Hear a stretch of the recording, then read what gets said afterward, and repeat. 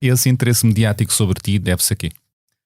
Eu acho que se deve a todo um conjunto de coisas, de fatores. Acho que as coisas nunca são a preto e branco. Obviamente que, e tirando logo, olha, o elefante da sala, obviamente que o facto de ser mulher e de ser jovem, eu acho que tem um peso nisso, porque isso também corresponde aos tempos em que nós vivemos. E ainda bem, ou seja, quando nós falamos de acordar a esquerda e a necessidade de renovar a esquerda, também significa olhar para o que existe hoje à esquerda, em que até na esquerda nós só vemos políticos profissionais e pessoas que antes de estarem como deputadas eram assessores e que não fazem a mínima ideia do que é estar nos seus locais de trabalho, ou seja, pessoas que estão completamente afastadas, coisas cristalizadas. Havia uma vontade de ouvir novas vozes. Sim, e é vozes isso. Frescas. E nós vemos que, e eu acho que isto, porque assim, eu também podia ser uma mulher e jovem, as pessoas até algumas acharem que eu sou bonita ou não sei o quê, mas se eu estivesse lá a dizer todo um conjunto de coisas completamente estapafúrdias, que não têm lugar nenhum na realidade, estava lá como estavam os outros todos. Tens 30 anos, já sentiste nestes últimos tempos paternalismo, machismo sobre ti? Claro, eu até quando isso só não aconteceria se eu estivesse a viver no meio do mato, mais uma vez. E uma jovem mulher pode ser uma ameaça na política e na sociedade? Uma ameaça, quando tem voz? Quando tem voz, uma ameaça aos poderes instalados, acho que sim, e acho que deve, e acho que é extremamente urgente e necessário também. E é esse o teu papel também? E esse é o papel que nós queremos cumprir, sim. A beleza das pequenas coisas, janelas para nos deslumbrar. Se o mundo tem pequenas coisas, proeza de quem agarrar. É tão bom saber que a beleza pode ter o seu lugar. Uma conversa com Bernardo Mendonça.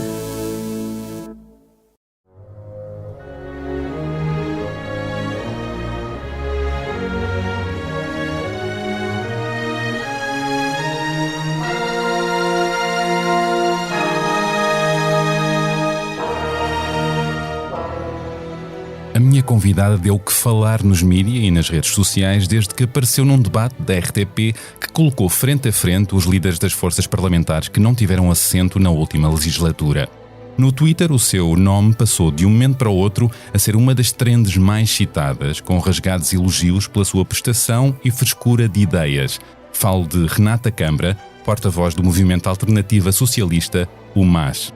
Há quem a considere a nova superstar da política nacional, a rainha dos adereços durante a campanha ou a candidata que quer meter o dedo na ferida no Parlamento e que quase duplicou o resultado do seu partido nestas últimas eleições legislativas com o mote em outdoor "Acordar a Esquerda". Terá a esquerda acordado para os perigos do crescimento de uma direita mais extrema em Portugal, dando a maioria absoluta ao PS? E esta faca e queijo que está agora nas mãos do governo de Costa apresenta novos riscos democráticos ou é mesmo a estabilidade que o país precisava? Renata? Importa dizer que Renata Câmara foi aos 30 anos a mais jovem responsável partidária nestas últimas eleições e que esta professora de português, que se apresentou ao país como precária, já pertenceu ao Bloco de Esquerda e de lá saiu para fazer parte do MAS.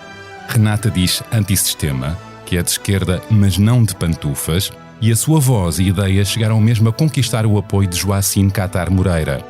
A avaliar pelos resultados eleitorais, que reduziram dramaticamente os assentos parlamentares do Bloco de Esquerda, do PCP, do PAN e tiraram de cena o Partido Ecologista Os Verdes, começa agora a haver espaço para uma nova política à esquerda como o MAS?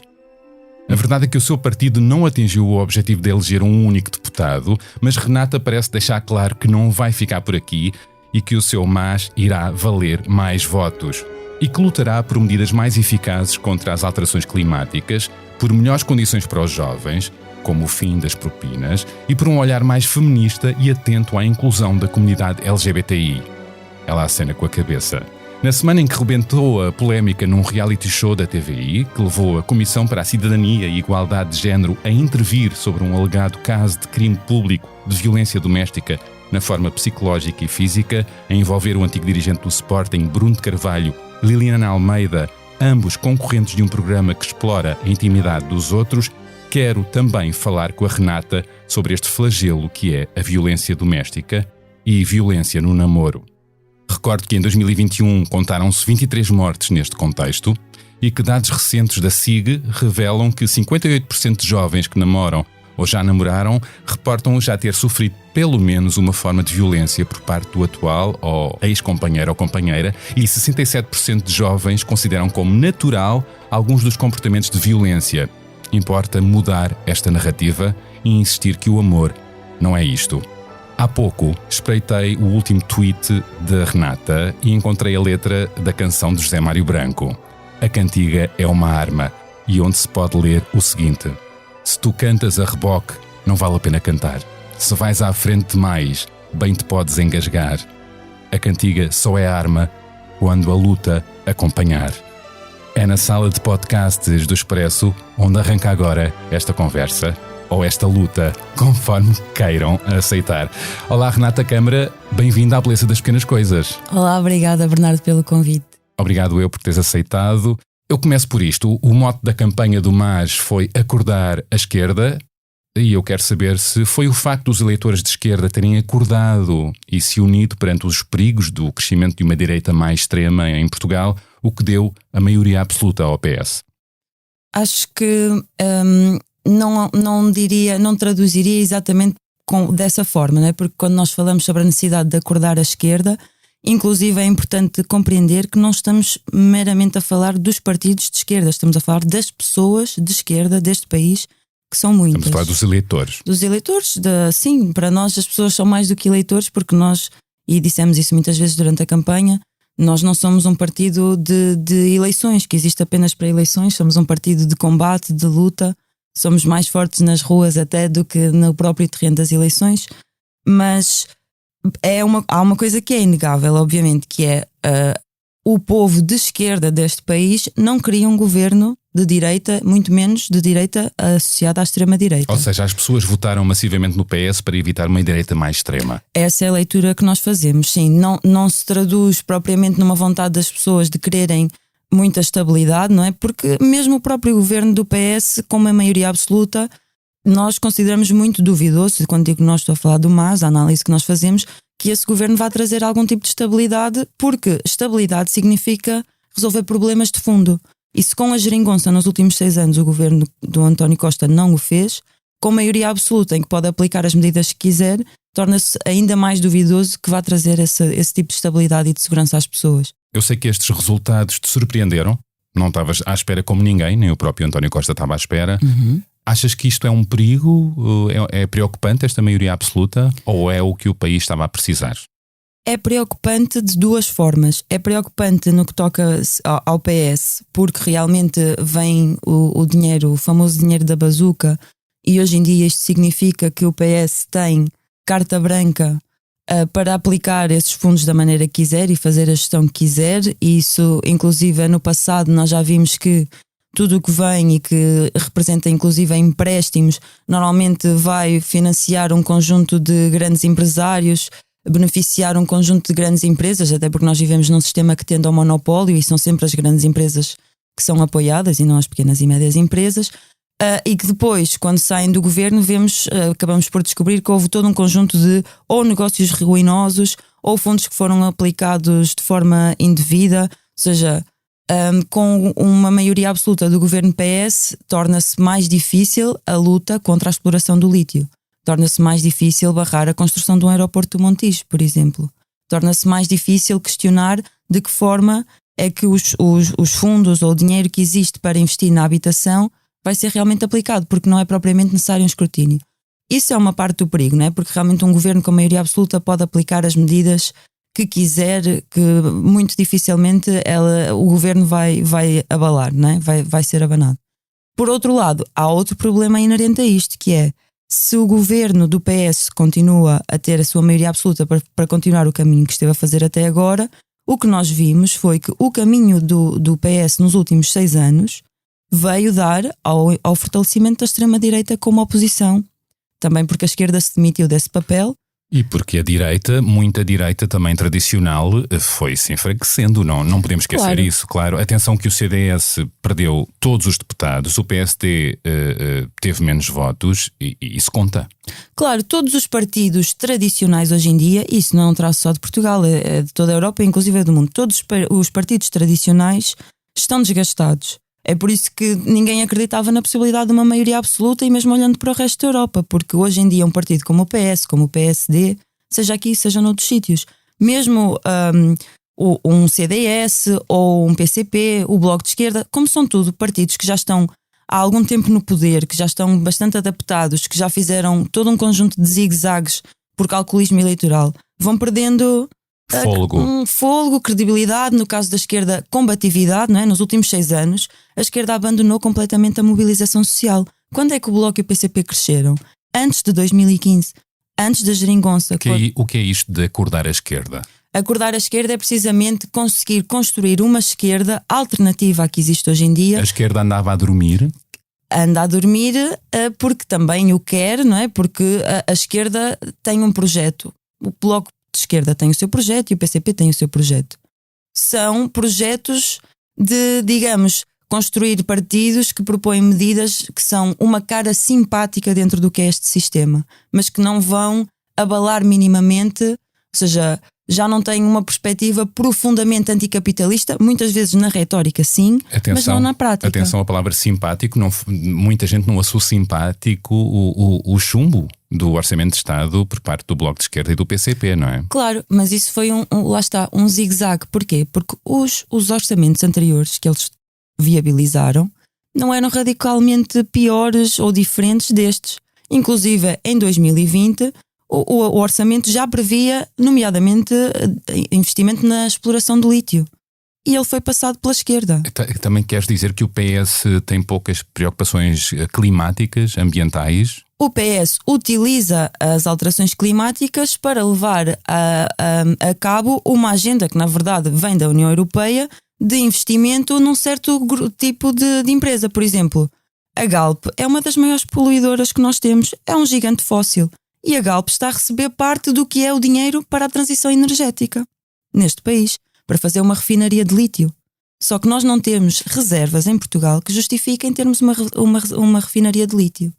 Renata, tu vieste do Bloco de Esquerda, não é? Antes de te juntares ao MAS, o que é que consideras que mais falhou no Bloco de Esquerda para que não te identifiques com ele? Eu acho que é importante, lá está, recuperar porque é que nós saímos do próprio Bloco, não é? Porque é que fizemos esse caminho.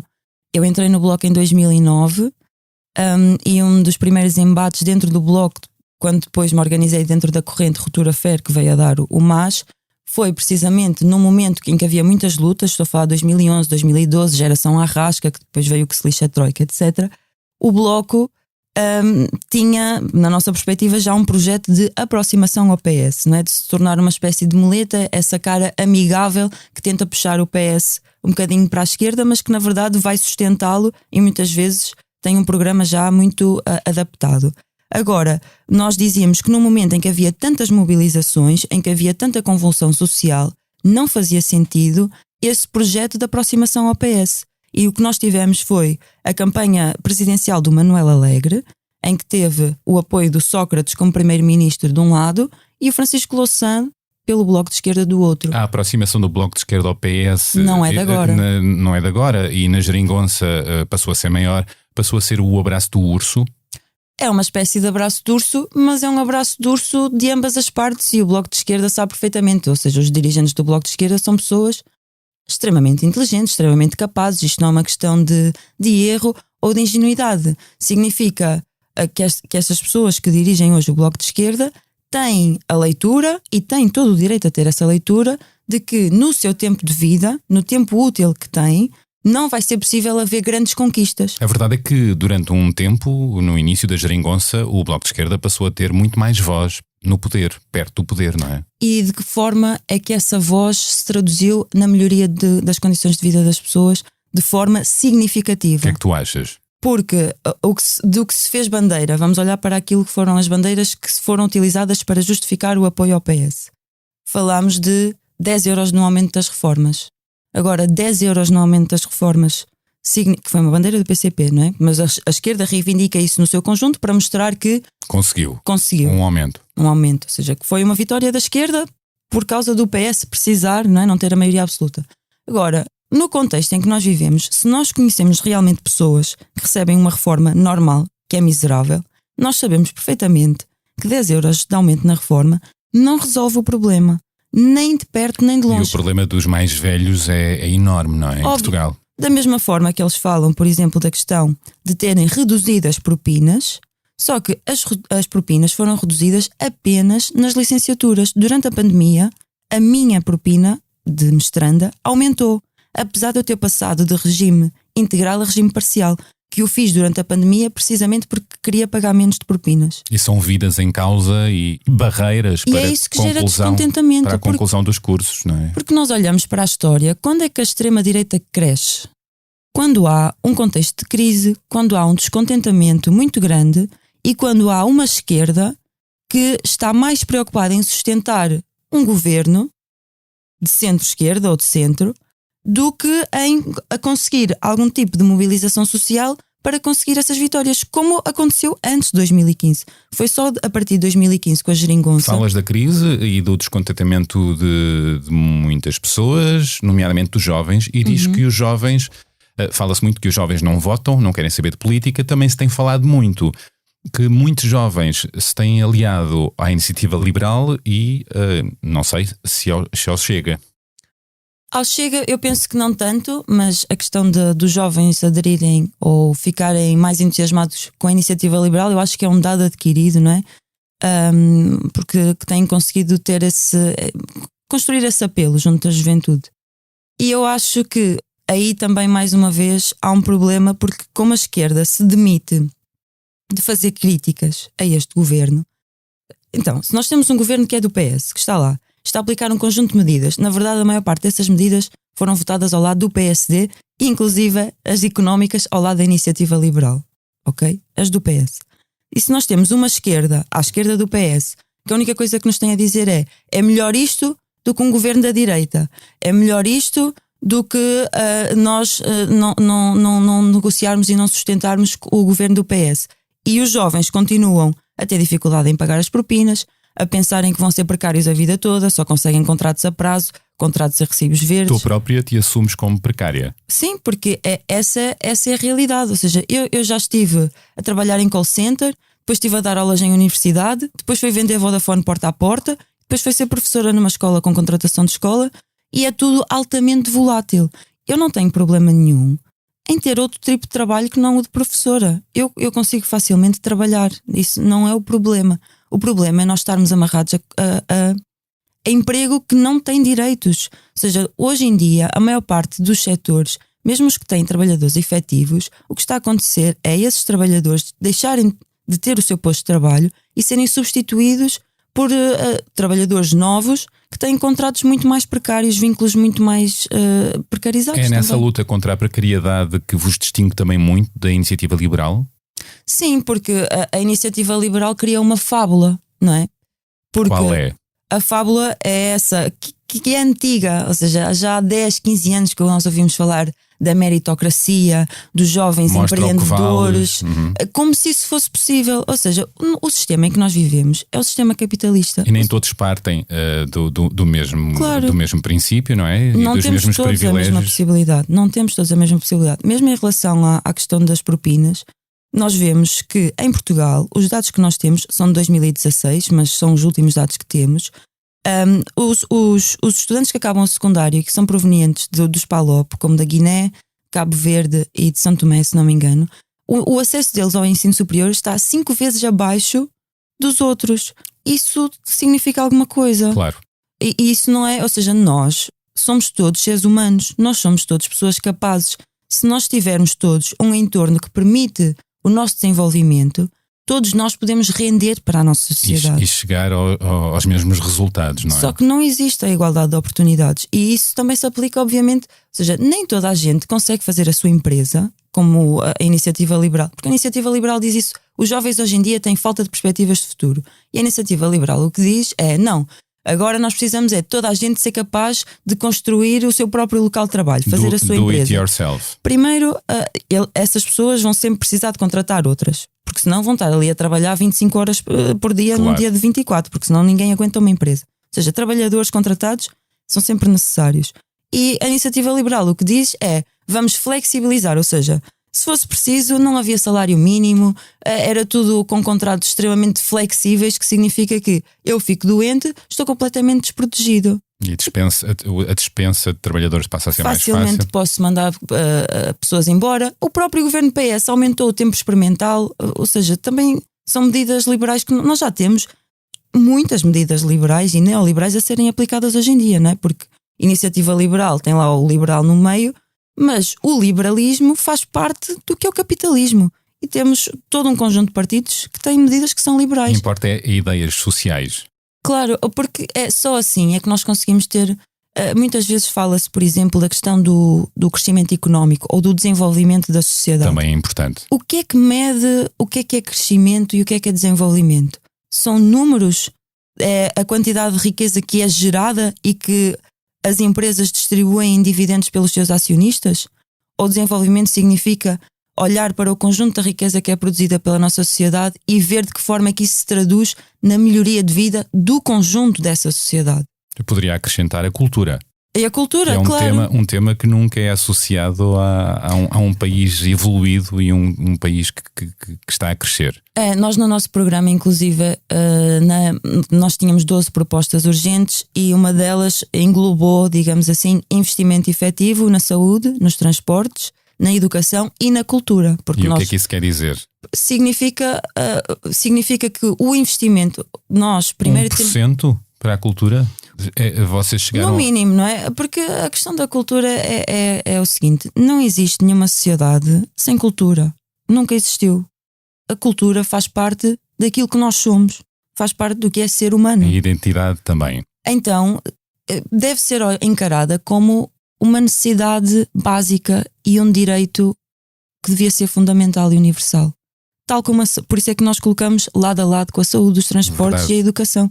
Porque a cultura, nós temos que aspirar a uma sociedade onde a cultura é acessível a toda a gente, é fomentada, e para isso tem que haver inclusive a estabilidade para quem trabalha na cultura. Porque a partir do momento em que nós consideramos, e eu acho que o devemos fazer, a cultura um direito fundamental do ser humano, então o nosso Estado, que é responsável por nós, tem que garantir que nós temos acesso a isso, como temos acesso a outras coisas. O PS não tem feito isso. Não tem feito de uma forma extremamente consequente. É a mesma coisa que a questão da própria saúde, que acho que é a mais fácil de conseguir perceber. Porque nós somos dos países que têm investido ciclicamente menos na União Europeia no Serviço Nacional de Saúde. O investimento que é feito hoje no Serviço Nacional de Saúde não chega para compensar o desgaste natural do Serviço Nacional de Saúde. Muito menos para o reforçar, que é aquilo que nós sabemos que seria necessário. Há uma avaliação positiva quanto à pandemia, que parece que quase transversal entre os partidos, que o governo esteve bem perante esta navegação à vista desta pandemia improvável e sempre desafiante. Sim, existe, e obviamente que, por exemplo, até o meu colega de casa uma vez disse-me: eu sei que houve muitas coisas que estiveram mal, mas eu prefiro isto a ter o PSD com o Chega a tratar da gestão de uma pandemia. Nos calcanhares. E eu compreendo isso. Agora, não podemos, e eu acho que a esquerda aí também erra, simplesmente dizer não, foi espetacular e não se podia fazer melhor, porque isso não é verdade, ou seja, não corresponde à verdade. Conseguiram safar-se, digamos assim, mas inicialmente foi tudo em cima do joelho, e na verdade temos que agradecer às pessoas.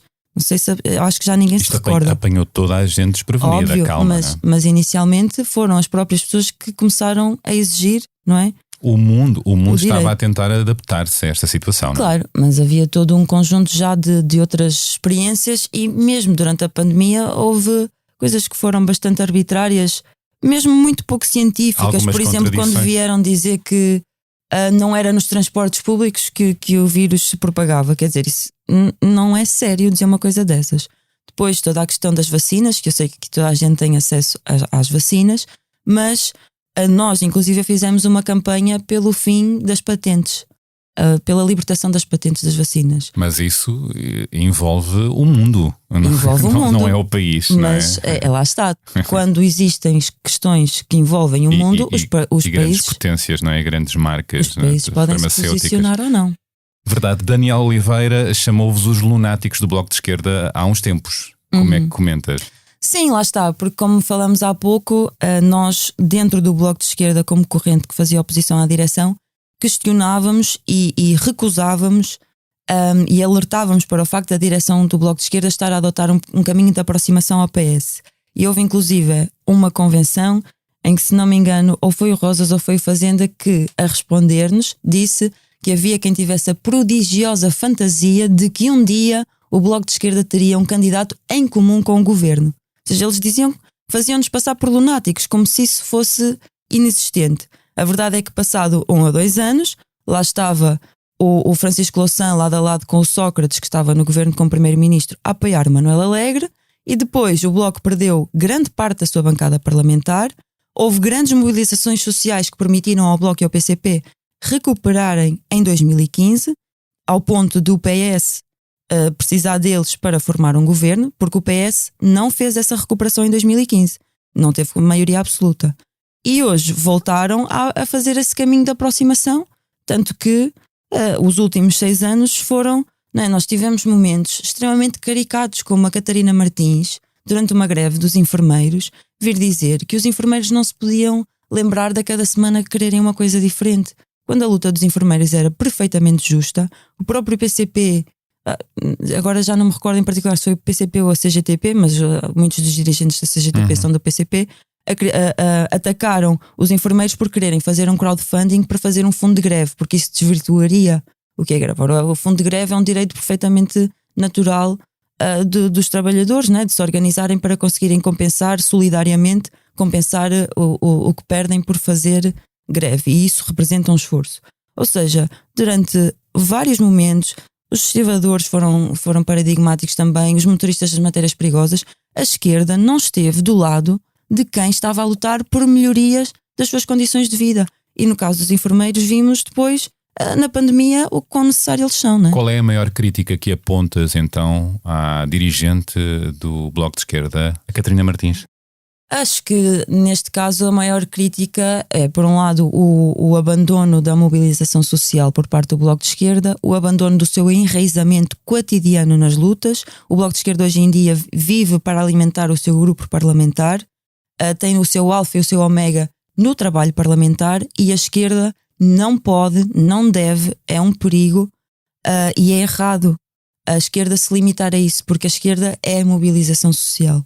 Porque nós sabemos, nós somos concretos, olhamos para a história, aprendemos com a história, aprendemos com isso como é que nós podemos alcançar melhorias nas nossas condições de vida. Historicamente nós sabemos que se hoje em dia só temos 40, só entre aspas, mas temos uma semana de 40 horas de trabalho, se temos direito a subsídio de férias, se temos direito a ficar de baixa na nossa maternidade ou ficar de baixa quando estamos doentes, a ter um Serviço Nacional de Saúde, tudo isso existe. Ou as mulheres terem direito a votar, por exemplo.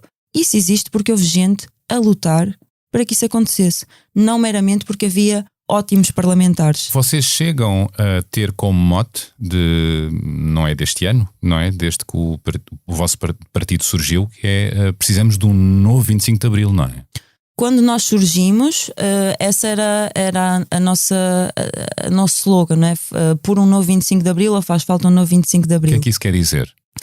Significa que houve um momento da nossa história em que nós realmente conseguimos uma mobilização que ia alcançar outro tipo de forma igualitária de nós vivermos, não é? Ou seja, começou a haver outra consciência, outra capacidade transformativa. Isso, por exemplo, na educação foi paradigmático. A nossa Constituição hoje em dia é fruto disso, não é? Verdade, Renata, o 25 de Abril, a Revolução, teve o enorme mérito de acabar com a ditadura, mas também falhou em muitos dos seus ideais. Falhou. E houve muitos excessos, não é? E falhou muito, inclusive também a Raquel Varela tem o seu livro sobre a história de como o PCP atuou, não é? para conseguir pôr o 25 de Abril numa caixinha juntamente com o PS, e a União Europeia também teve o seu papel. A questão é, nós tínhamos uma sociedade profundamente desigual. Ou seja, não é só uma questão da ditadura e da falta de liberdades democráticas. Tem a ver com a miséria em que muita gente vivia e a falta de direitos. A partir do 25 de Abril, paulatinamente, essas diferenças, essas desigualdades foram-se atenuando, não é? Claro, a questão é que nós vivemos num sistema que ciclicamente tem crises. Nós tivemos esta crise em 2008, que vem sendo empurrada com a barriga com injeções de dinheiro. Ou seja, a crise de 2008 não está resolvida. Pois, certo? tu própria tiveste que emigrar. Eu própria tive que emigrar. Em que altura? Foi em 2013, 2014 que eu saí. Ou seja, eu já sabia que queria ser professora, e uma das minhas professoras na universidade foi ela mesma que me disse: olha, hoje em dia realmente é muito difícil ser professora em Portugal. Alguma vez pensaste ser professora de português para estrangeiros? E foi o que eu fiz. Foi na altura de Passos Coelho? Foi exatamente nessa Quando altura. Ele disse... Era, que havia muito sítio no Brasil e em Angola para as pessoas irem. Eu não fui primeiro para a Galiza e depois para a Alemanha.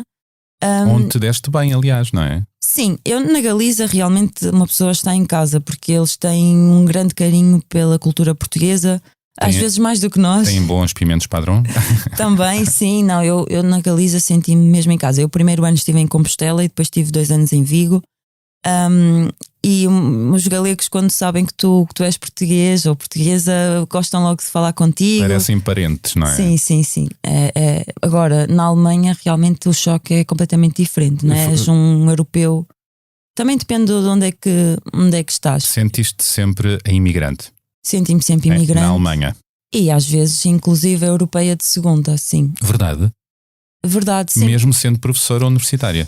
Sim, porque eu inicialmente fui para a Alemanha a fazer o meu estágio em ensino de português para estrangeiros e fazia o meu estágio na Universidade de Frankfurt.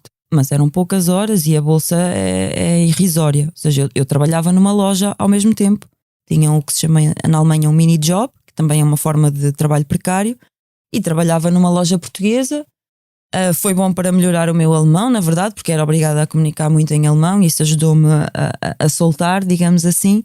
Mas atendia pessoas, e Frankfurt é uma cidade muito particular porque é um centro financeiro da Europa, né? Está lá o BCE, e há muitas sedes de empresas, etc. Ou seja, há muita gente de um estrato social bastante mais acima, não é? E eu ouvi mais do que uma vez a conversa de que nós éramos todos muito preguiçosos e que não sabíamos cuidar do nosso dinheiro e que éramos altamente corruptos e por isso é que éramos um país de pobrezinhos. E que precisávamos muito da Alemanha, senão não conseguíamos avançar. Ou seja, até há um certo discurso que depois em Portugal é reproduzido em relação a outros também, e às vezes quase que estavam à espera que eu me pusesse ali de joelhos a agradecer pelo facto de ter um trabalhinho ali numa loja na Alemanha. E havia sempre às vezes pessoas que falavam e começavam a falar mal dos imigrantes, e depois percebiam que na verdade estavam a falar com uma imigrante, e depois começavam a tentar fazer a distinção entre, digamos, os europeus do leste, os europeus do sul da Europa em que nós nos incluímos, e os turcos e etc. Esse olhar enviesado também acontece muito por cá, não é? Claro, mas já lá havia uma certa estratificação e eu sentia-me, não é? Não era por toda a gente, obviamente. Cidadã de segunda. Sim, mas muitas vezes, e para além de que tu tens um ar diferente, nunca ninguém pensa que tu és português, acham que tu és francês ou italiano ou qualquer coisa, mas em Frankfurt o ambiente não é bem como Berlim. Berlim é muito mais aberto, muito Adoro mais Berlim. diverso. Sim. Eu já disse algumas vezes que se calhar se tivesse ido para Berlim não tinha voltado tão rápido, porque Claro. Frankfurt é uma cidade realmente muito hostil. Mas foi onde pudeste cumprir ou começar sim. a tua profissão, não é? Sim, eu digo isto, ser mas professora. Frankfurt deu-me coisas inacreditáveis, não é? Aprendi a andar de bicicleta, isso é verdade, é uma delas. Sem rodinhas? Sem rodinhas. Uau! Sim, ou seja, Só na circular, idade adulta? É. Isso aconteceu comigo também, andar bem de bicicleta aconteceu comigo só na idade adulta. Eu no meu primeiro ano na Alemanha sentia-me uma assassina porque eu não era Também capaz de tirar as mãos do guiador para dar sinal de pisca. Atropelavas as pessoas da frente com a Não, bicicleta? fazia umas travagens, tinha que esperar para circular. Às vezes levei umas apitadelas e com toda a razão. Quem nunca? Mas achei que nunca ia conseguir e passado um ano eu era uma com a minha bicicleta e adorava os parques, também são ótimos, e os esquilinhos que são muito lindos. Também tiraste as rodinhas na política, no Também. no sentido que agora és porta-voz de um partido, não é? Ainda só para concluir a história, tu acabas por regressar a Portugal porque foste visitar o teu avô que estava doente e acabaste por não decidir ficar cá. Eu quando vim, já vim com. Eu voltei com tudo o que eu tinha, as malas, tudo o que eu fui acumulando ao longo de 3 anos, mais a guitarra, etc. Mais a guitarra, tu tocas? Um bocadinho só, assim, amadoramente, muito amadoramente. Tenho um repertório mas muito com amor, reduzido, mas com amor, claro, sim. E espero que ninguém me ouça, porque coitados dos meus vizinhos. Mas tudo bem. Mas quando eu decidi voltar, porque eu também tinha o semestre acabou, penso que em janeiro, eu voltei em fevereiro e eu vinha tinha acabado tudo na Alemanha, mesmo o contrato, o arrendamento, etc. Eu sabia que queria ficar. Agora, quando vim embora, nas últimas 2 semanas, enquanto arrumava as coisas, estava assim muito preocupada porque o meu avô estava internado no IPO e eu sabia que tinha que voltar. E foi um momento importante e acho que foi o mais acertado a fazer por todas as razões e mais algumas, né? Por mim, pela minha vida pessoal, a minha vida profissional, a minha vida familiar, mesmo a minha vida como militante, digamos assim, né? Política, ou quiserem. Não tenho dúvidas nenhumas que foi o momento certo. A Alemanha, na verdade, deu-me boas oportunidades, apesar de tudo, mas eu quando fui para lá ia 6 meses e fiquei 3 anos. Então. E aqui tens uma série de projetos que estás a cumprir e a começar a cumprir, não é? Sim, eu também sentia, ou seja, eu fui muito ativa como ativista no movimento estudantil, como militante, quando entrei para a universidade, não é? Entre 2009 e 2013. Era isso que eu queria perguntar. A política vem desde quando? Desde a universidade? Eu comecei a organizar-me na universidade, porque foi também quando saí de casa da minha mãe e do meu padrasto e fui para outra cidade. Então eu tinha mais alguma liberdade para poder fazê-lo. Em Coimbra? Em Coimbra, foi sim, aí que na Faculdade de Letras. Desportaste para a política? Sim. Eu até foi através do facto de ser antipraxe que no meu curso conheci uma rapariga. Essa rapariga fazia parte de uma república. Eu também fui república em Coimbra. Ainda este fim de semana tivemos o centenário da Praquistão. Foste da Praquistão? Sim. Conheces? Sim, eu, enfim, tive amigos lá. Ok.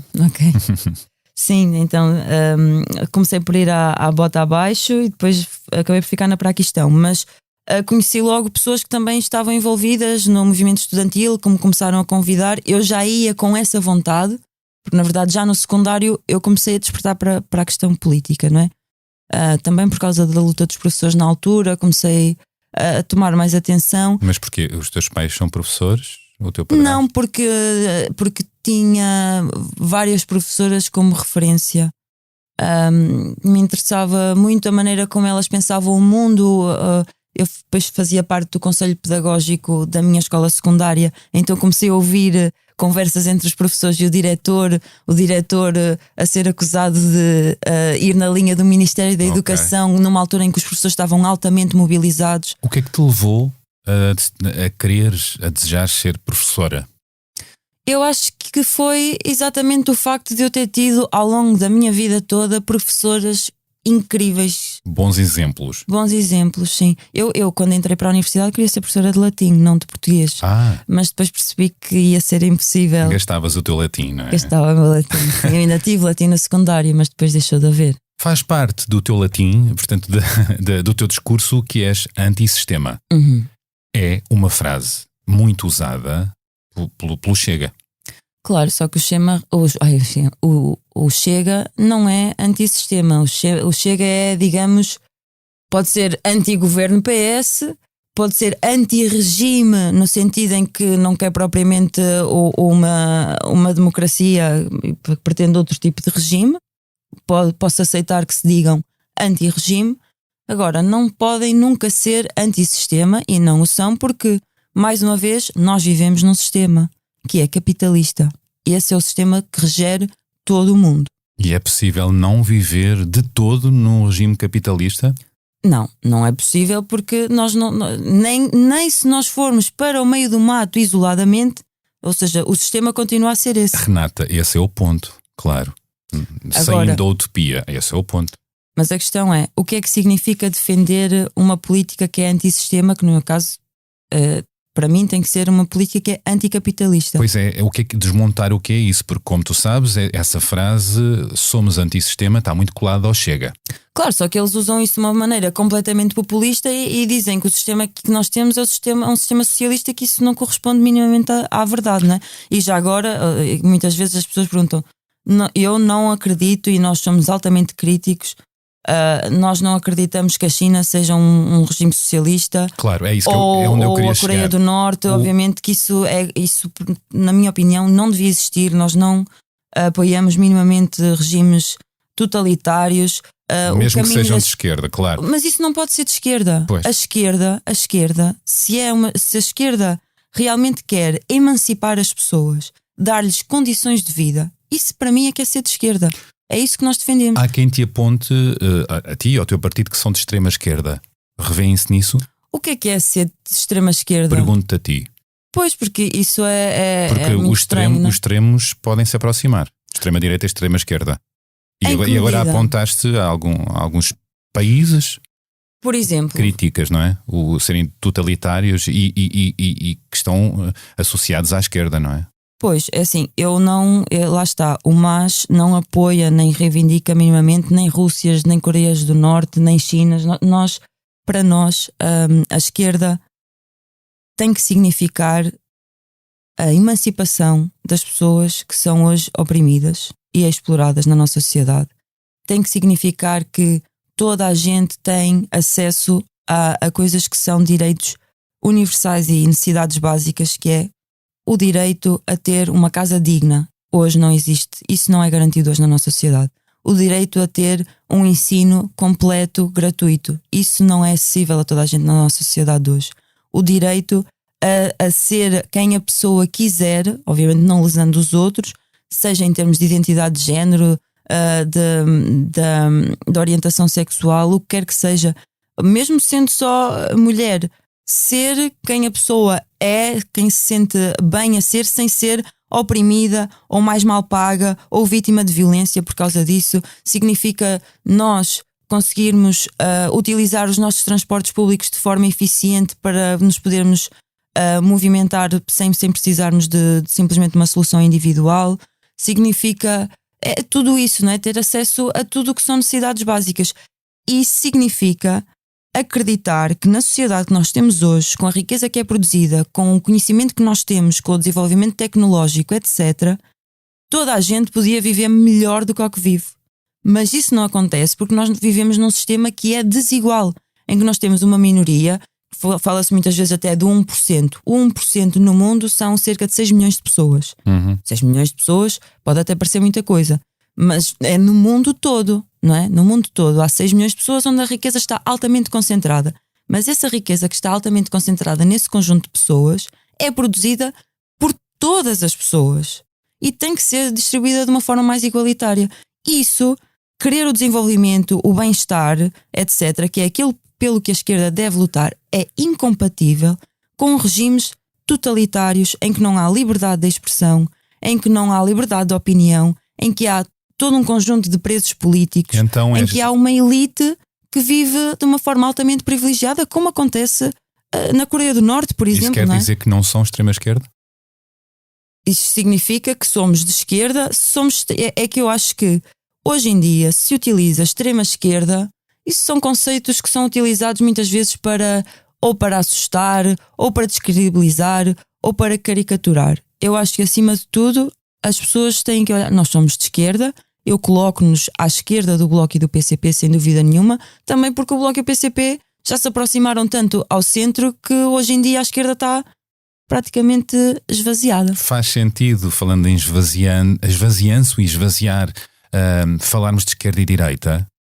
Na minha opinião, sim, porque lá está. Há partidos que ditos de direita ou de centro que já procuram dizer que não são que não são nem de esquerda nem de direita. Exatamente. E sinceramente essa é uma das maiores formas de populismo que existe hoje em dia, na minha opinião. Isso é uma forma de populismo, porque eu sei que existe um grande preconceito das pessoas normais para com a política, e acho isso altamente justificável, porque há muitas coisas que são abjetas e completamente injustificáveis e inaceitáveis. Achas que é uma estratégia para angariar?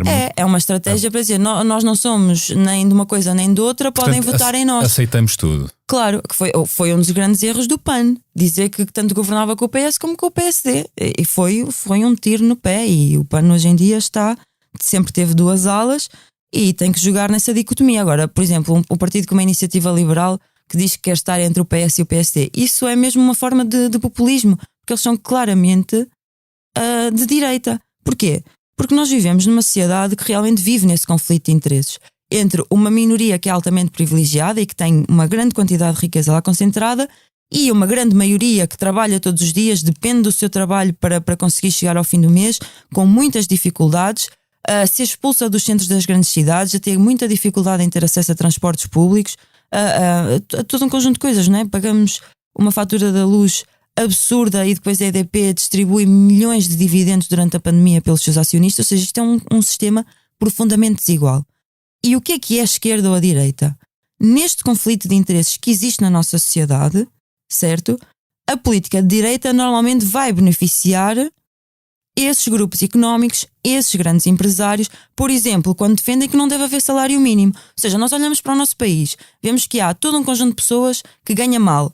Vemos que, inclusive, hoje em dia temos pessoas abaixo do limiar da pobreza que trabalham. É um terço. Ou seja, uma parte considerável são crianças e uma parte considerável de quem está abaixo do limiar da pobreza são pessoas que têm contratos. E os apoios são essenciais para essas pessoas. E perante este problema, o que é que a direita diz? Não, nós temos que flexibilizar o mercado de trabalho, tem que ser mais fácil para as empresas empregar e despedir, e inclusive nem devia haver salário mínimo porque há muitos países na Europa. Ou seja, nós vamos resolver o problema de haver tanta gente na miséria a trabalhar, não havendo sequer um mínimo do que é o salário que a pessoa tinha que receber. Era o salve-se quem puder. Quem é que beneficia com isto? As grandes empresas. A esquerda, o que é que faz em contraponto? Diz que é necessário lutar pelo aumento do salário mínimo. A questão é, a esquerda, que lá está hoje, só diz assim, não, nós propomos. E depois os outros não aceitam. E nós já propusemos no Parlamento, olha, está feito o nosso trabalho. A esquerda o que tem que dizer é, isto é uma necessidade urgente que nós temos que resolver. Se isto não se resolve no Parlamento, nós vamos chamar uma greve geral, vamos chamar os movimentos todos pela habitação e vamos todos para a rua, vamos cercar o Parlamento e vamos lutar porque vamos mostrar que isto é uma necessidade das pessoas. Cercar o Parlamento? Cercar o Parlamento foi o que já se fez tantas vezes. Como é que se acabou com a TSU? Ou seja, é quando o Governo e o Parlamento inclusive olha para fora da sua janelinha e das suas cadeirinhas confortáveis do Parlamento e vê que há uma massa de gente lá fora disposta a lutar para ter acesso, por exemplo, à habitação digna, quando nós dizemos assim, não basta estes programazinhos que o governo anda a fazer e que a esquerda alimenta também ilusões nisso, de que vamos criar aqui um sorteio daqui de umas quantas casas e ali um plano de mais não sei quantas mil casas, que depois nunca são completos até ao fim, né? Esses programas existem, mas não são suficientes. São migalhas, são paliativos, é o suficiente. Esses programas existem para a esquerda e o PS poderem dizer que fizeram alguma coisa às pessoas e para dizerem isto é o melhor que nós podemos conseguir. Mas isso não corresponde à verdade. Porque a verdade é que hoje há muita gente, ou seja, há um conjunto privilegiado de pessoas que ganha milhões com a especulação imobiliária. E a habitação continua a ser um dos maiores problemas deste país, obviamente, não é? O acesso à habitação, obviamente, e a habitação com condições, ainda é outra história. Exatamente. Não é? Renata, tu costumas aparecer na televisão, nas tuas aparições, sempre com uma bandeira LGBT, não é? E dizes, assumes-te como feminista também. Que causas são essas? E sinto que fazem parte muito da tua agenda, da vossa agenda. Sim, eu tenho a leitura e a compreensão de que nós vivemos realmente numa sociedade em que somos altamente explorados. E este sistema, que mais uma vez é o sistema capitalista, precisa sempre de arranjar, porque nós vivemos numa sociedade que é orientada para isto, para o crescimento infinito dos lucros de quem tem as grandes empresas, certo? Agora, quem gera esses grandes negócios, para manter essa fábula de que é possível crescer infinitamente e aumentar os seus lucros, tem que explorar pessoas e depois vai arranjar formas de as explorar um bocadinho mais e um bocadinho melhor. E a opressão serve para isso. Ou seja, historicamente foi dito, foi desenvolvida inclusive por cientistas, a desculpa esfarrapadíssima de que as mulheres se ganhavam menos, se não tinham acesso a tantas condições no trabalho, etc., se tinham que ficar na esfera doméstica. Isso acontecia por uma inferioridade biológica das mulheres. Havia inclusive todo um conjunto de teorias de que era porque os homens estavam mais expostos à caça e por isso isso já foi tudo desmontado. Mas ainda existe resquício disso hoje na nossa sociedade. E para manter um certo ideal de família tradicional, não é? Claro. Com papéis muito definidos. Sim, mas acima de tudo serve para isto, que é, há toda uma fatia da nossa sociedade, que são as mulheres, que são mais ou menos metade, que recebe menos. A desigualdade de género é de facto uma realidade, os números apontam para isso. Claro. No acesso ao poder, aos cargos de poder, não é? E mesmo a desigualdade salarial aumentou durante a pandemia. A violência doméstica. Antes da pandemia estávamos nos 14% e hoje em dia estamos nos 17%.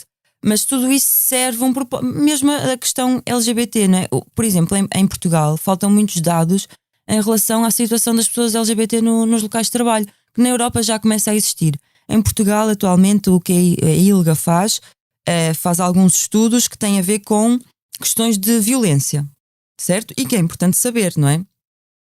Quantos casos de violência que houve? No geral. No geral, violência. Mas não há dados sobre o acesso ao mercado de trabalho, sobre desigualdade salarial de pessoas LGBT. Mas para isso é uma questão, estás a falar de visibilidade, ou seja, a importância dos trabalhadores LGBT sentirem-se seguros para serem visíveis e assim mais depressa se pode perceber a sua representatividade no mercado laboral e a sua representatividade e o que é preciso mudar para melhor, que é a mesma coisa que hoje em dia o movimento antirracista exige a recolha de dados étnico-raciais. Porquê? Porque só assim é que... Primeiro, esses dados já existem, são usados normalmente só pela polícia para fazer targeting de pessoas. Há quem aponte um risco nessa sinalização. Lá está, mas aí nós temos que ouvir os próprios sujeitos. Se é o próprio movimento antirracista que já fez essa reflexão e que o exige, nós temos que saber ouvir essa exigência. E o que é que eles dizem? Os dados já existem, já são inclusive usados contra essas populações muitas vezes para fazer targeting de pessoas. Hoje em dia é muito fácil, com a legislação que nós temos, levar uma pessoa presa porque ela parece estrangeira, simplesmente. Porque isso é o que a nossa Constituição permite, né? Identificar. Agora, se nós sabemos no abstrato que as comunidades racializadas têm mais dificuldade no acesso à habitação, têm mais necessidade de terem dupla, tripla jornada de trabalho. Acontece também associar-se também a dificuldade à habitação no caso das pessoas LGBTI, não é? E também, obviamente, as pessoas trans, por exemplo, é uma das suas grandes reivindicações, porque realmente sofrem muito preconceito, da mesma forma que comunidades imigrantes e comunidades racializadas. Ou seja, nós sabemos, pelas pessoas que nós conhecemos, por exemplo, que isso existe. Mas nós, enquanto sociedade no geral, não temos ideia da magnitude desse problema. E não é uma discussão muito constante no Parlamento. Porque nem existem os dados. Nós precisamos, antes de mais, desses dados para primeiro fazer uma análise, uma espécie de uma radiografia. Como quando vamos ao médico, temos um problema. Eles vão fazer primeiro uma análise para tentar identificar a magnitude do teu problema, né? Se tens um tumor, etc. Para depois fazermos políticas que estão adequadas às necessidades das pessoas. Se nós nem olhamos para esses dados, nem os temos, nem tentamos ter, é impossível dizer qual é a magnitude do problema e como é que nós podemos resolver o problema. Ficamos só pelo o problema existe. E isso não dá uma resposta de fundo às pessoas, não é?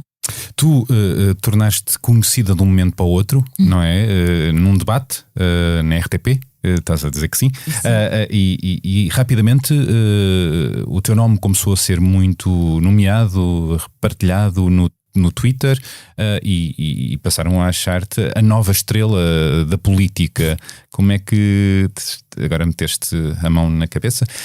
Como é que comentas isto? Como é que te sentes com esta atenção mediática? É sim, eu não posso negar que foi um pouco surreal e não estavas à espera ou era isto que desejavas, esta atenção? Ou seja, quando nós quando nós definimos a campanha do MAS, o slogan, a mudança de porta-voz, etc., uma das nossas maiores missões, digamos assim, era conseguirmos começar a formar uma nova figura pública, tornar o nome do MAS mais conhecido e conseguir chegar a mais pessoas com as nossas ideias, como fazemos sempre que vamos a eleições. Agora, nunca imaginamos que íamos conseguir fazer isso a uma escala que nunca tínhamos conseguido fazer antes. Isso era... até porque eu nem sabia que tanta gente via o debate dos pequenos partidos. Na verdade. Esse interesse mediático sobre ti deve-se a quê? Eu acho que se deve a todo um conjunto de coisas, de fatores. Acho que as coisas nunca são a preto e branco. Obviamente que, e tirando logo, olha, o elefante da sala, obviamente que o facto de ser mulher e de ser jovem, eu acho que tem um peso nisso, porque isso também corresponde aos tempos em que nós vivemos. E ainda bem, ou seja, quando nós falamos de acordar a esquerda e a necessidade de renovar a esquerda, também significa olhar para o que existe hoje à esquerda, em que até na esquerda nós só vemos políticos profissionais e pessoas que antes de estarem como deputadas eram assessores e que não fazem a mínima ideia do que é estar nos seus locais de trabalho, ou seja, pessoas que estão completamente afastadas, coisas cristalizadas. Havia uma vontade de ouvir novas vozes. Sim, e é vozes isso. Frescas. E nós vemos que, e eu acho que isto, porque assim, eu também podia ser uma mulher e jovem, as pessoas até algumas acharem que eu sou bonita ou não sei o quê, mas se eu estivesse lá a dizer todo um conjunto de coisas completamente estapafúrdias, que não têm lugar nenhum na realidade, estava lá como estavam os outros todos, não é? Achas que Daniel Oliveira te continua a achar lunática? Não, eu acho que ele disse isso e na verdade não falou de agora, falou de quando se lembrava de nós, não é? Porque não podia dizer mais nada e porque na verdade não queria dizer muito mais do que isso e foi a única coisa que ele arranjou, não é? E na verdade está mais do que provado, não é? Aquilo que nos dizia, o que usavam para nos chamar de lunáticos, já está mais do que provado que nós tínhamos toda a razão, não é? Foi o caminho que o Bloco fez. Tens 30 anos, já sentiste nestes últimos tempos paternalismo, machismo sobre ti? Claro, eu até quando isso só não aconteceria se eu estivesse a viver no meio do mato, mais uma vez, porque isso não é, ou seja, mais uma vez, o machismo, esse tipo de opressão serve para nos dividir a nós, não é? E para conseguir que haja todo um conjunto, uma fatia da sociedade que vai receber menos pelo simples facto de ser mulher, por exemplo, não é? Pelo seu local de trabalho, porque pode engravidar, porque não sei o que mais.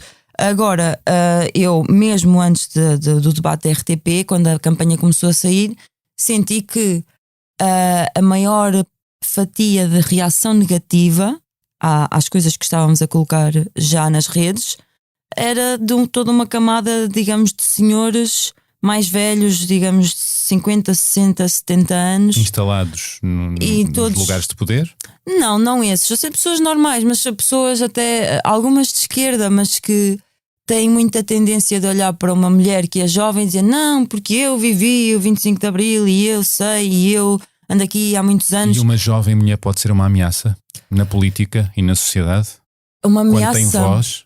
Quando tem voz, uma ameaça aos poderes instalados, acho que sim, e acho que deve, e acho que é extremamente urgente e necessário também. E é esse o teu papel também. E esse é o papel que nós queremos cumprir. Sim. E é esse o teu papel, Renata, pôr em causa esses poderes e conquistares uma voz?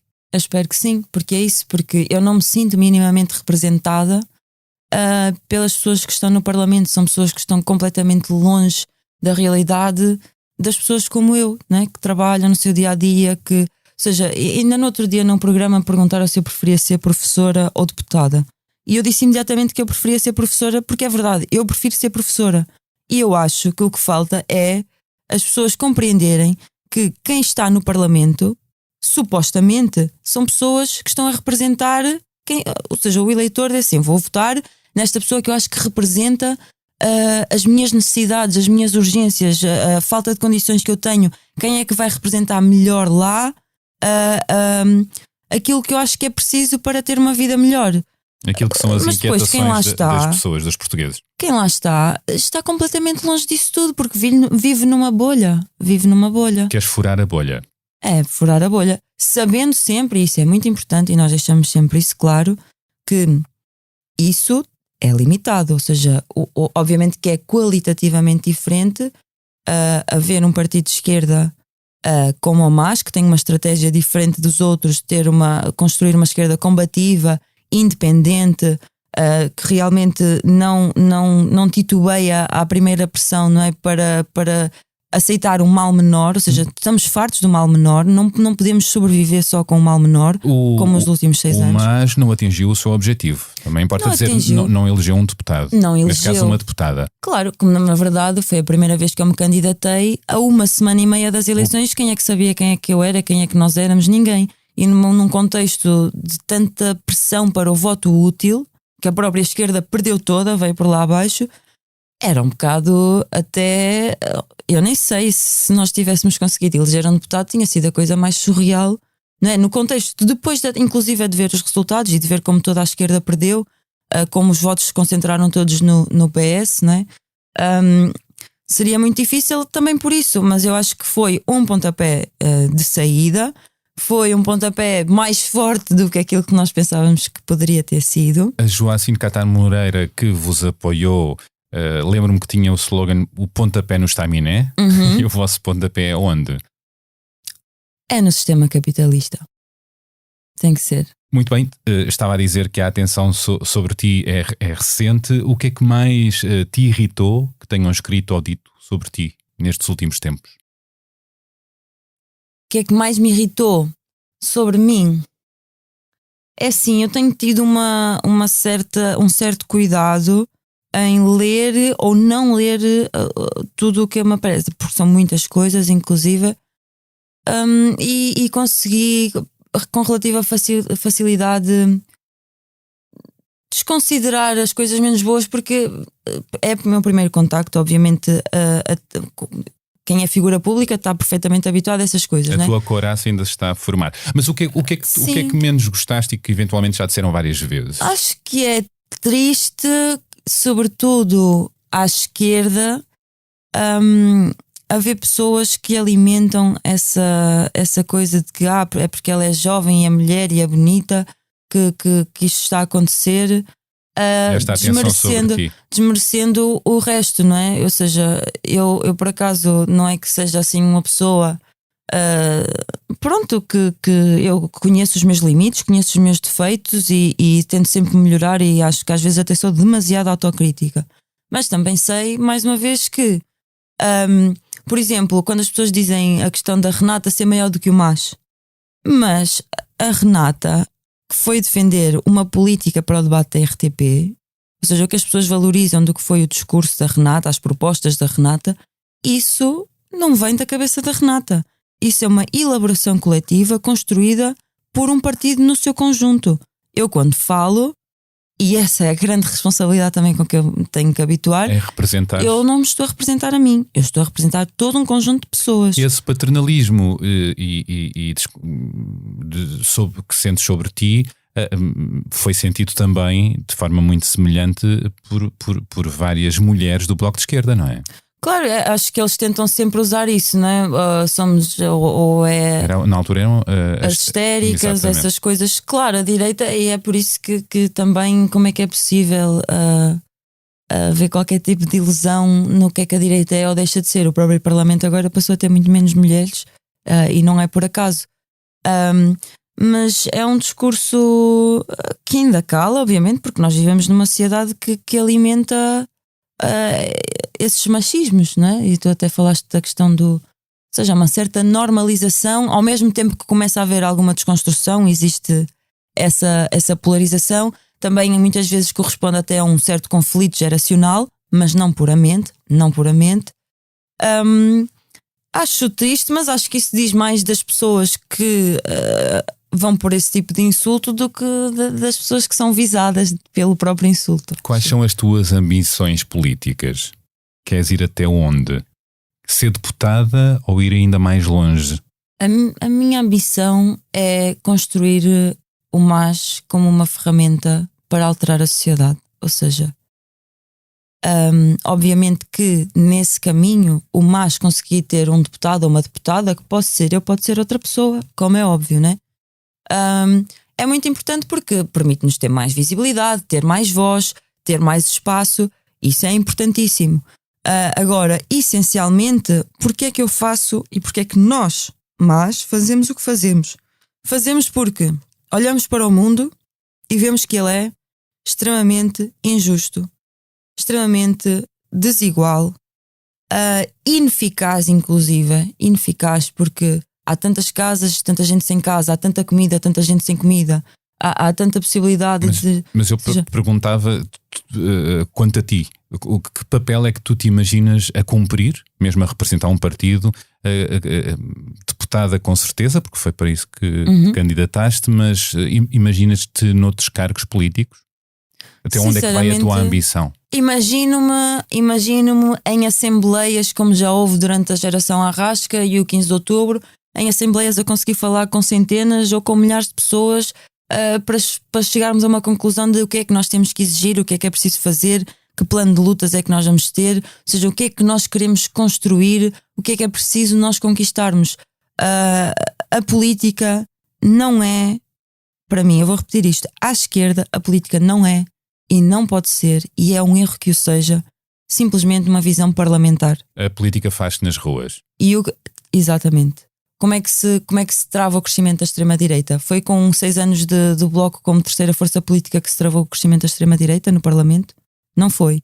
Quantas vezes é que nós saímos às ruas e podíamos ter estado lá todos os militantes do Bloco e do PCP, quando veio cá o filho do Bolsonaro, que depois na verdade ficou doente, o Salvini, a Marine Le Pen, todas as vezes que o Ventura usou a extrema-direita que está lá fora para vir aqui fortalecer o seu projeto, para chegar hoje aos 12 deputados que tem, estivemos sempre na rua, ao lado do movimento antifascista, ao lado do movimento antirracista, para dizer: não passarão, não podemos aceitar a normalização da extrema-direita.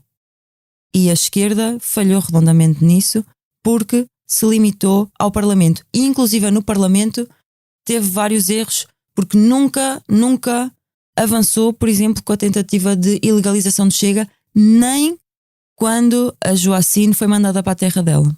Pois. Abdicaram completamente disso. Nem quando saíram as informações de que o Chega foi legalizado com assinaturas falsas de gente que já morreu e gente menor de idade.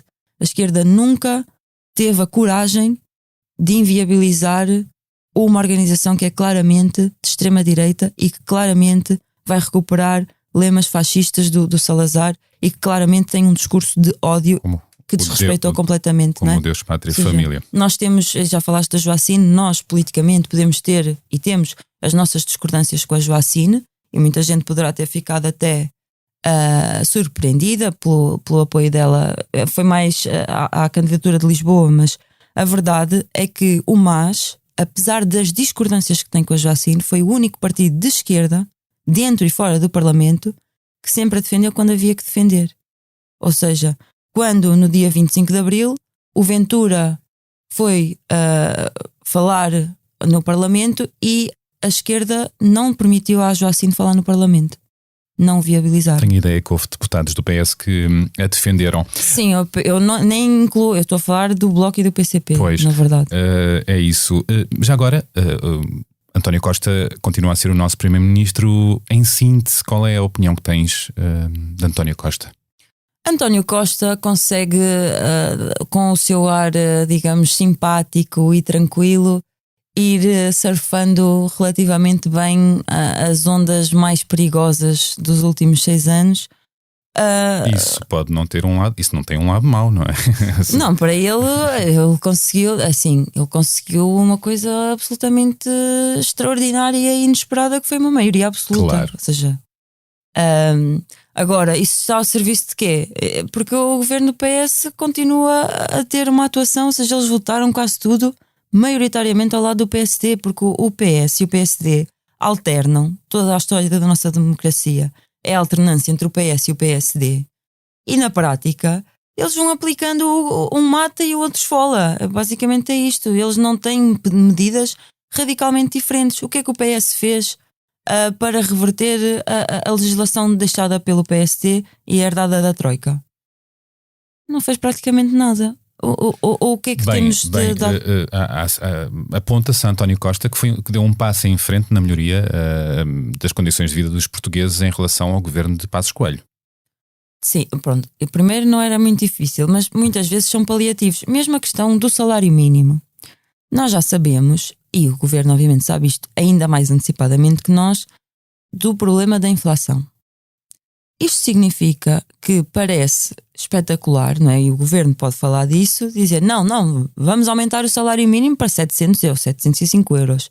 E parece uma coisa muito espetacular que ele está a dar. A meta do PS agora é mais alta. É até o fim é sempre até ao fim da legislatura. É como lá o plano de ferrovia 2020, que era até 2020 executavam não sei quantos milhões, é que nem 20% chegou. As casas a mesma coisa, vamos fazer não sei quantas mil casas, chega ao fim da legislatura, nem a meio do plano chegou. E com o salário é a mesma coisa. A questão é, o salário, como Costa sabe perfeitamente, mas obviamente que não o diz porque quer simplesmente surfar digamos, o facto de aumentar o salário mínimo, com a inflação que se prevê e a crise do trigo e dos cereais e etc, e o aumento do custo das importações, que nós somos altamente dependentes das importações, o aumento do salário mínimo vai equivaler a zero, porque vai aumentar muito o custo de vida e o aumento do salário mínimo serve para preventivamente as pessoas não ficarem extremamente insatisfeitas e se revoltarem com o governo,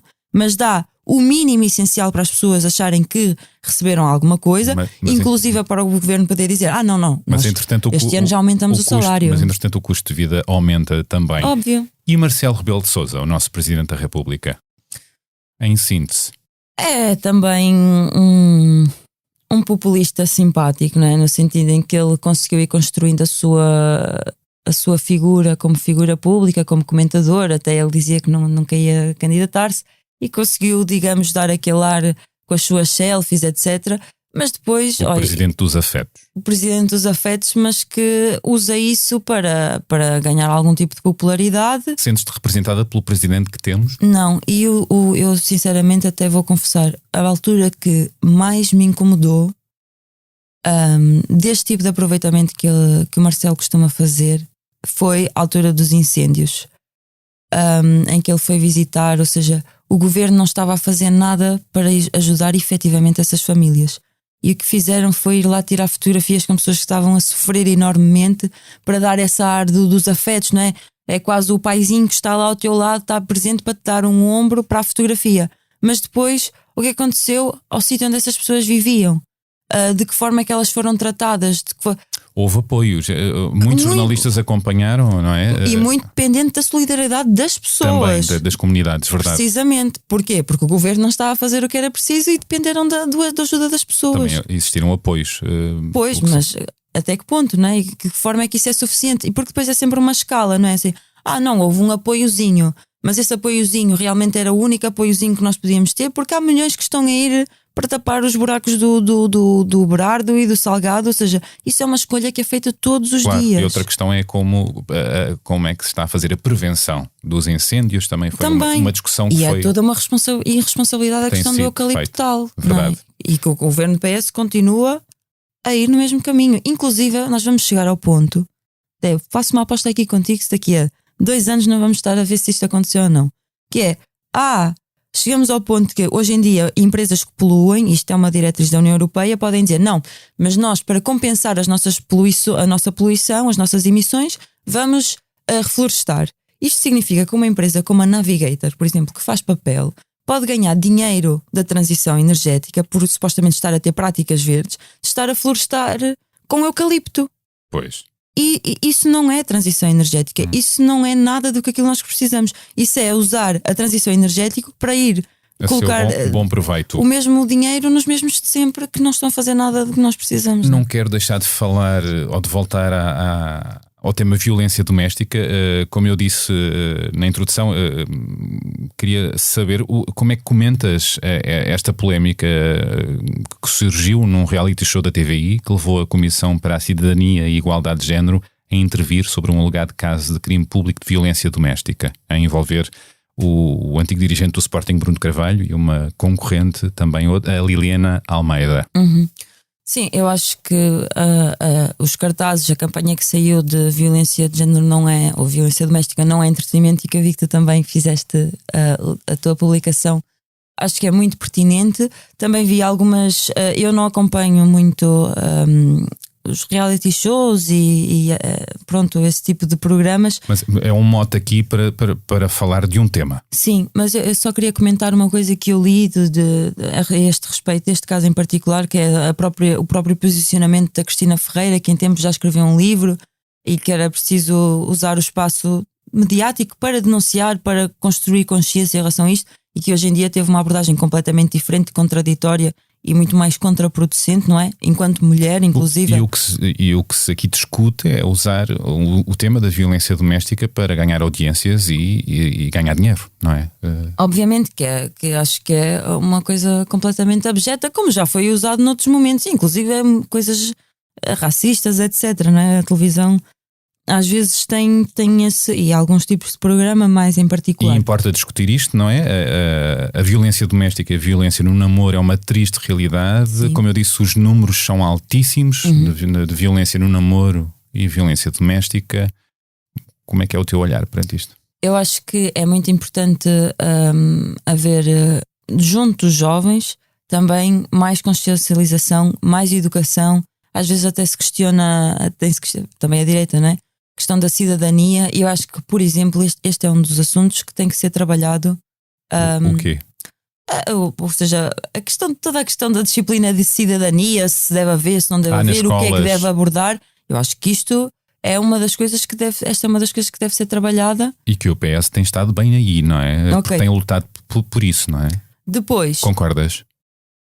Acho que é sempre muito questionável, porque depende muito de como é que é abordado. Depois os programas, as pessoas podem selecionar, está muito dependente. Acho mas que tem existido aí uma progressão bastante interessante. Tem que haver através mais, da Rosa Monteiro. Ou seja, estás a falar da questão da educação nas escolas. Sim, tem havido algum avanço e felizmente, porque também senão, ou seja, continuamos presos ao século XIX e já vamos no século XXI, né? Alguma coisa tem que ser feita. Depois, em relação à violência doméstica, acho que acima de tudo, e isso também era uma coisa que nós tínhamos no nosso programa, falta muito atendimento e muita preocupação com as vítimas, não é? Acima de tudo, porque há muita gente que nem chega a denunciar ou que desiste da denúncia porque é muito violento o processo. Exato. E o sistema pode intimidar. Sim, por exemplo, há uma certa diferença. Não sei se alguma vez ouviste falar da Lei Maria da Penha no Brasil, que também tem os seus problemas, as suas limitações. Não. Mas é uma lei que tem 16 anos, também sobre a violência doméstica.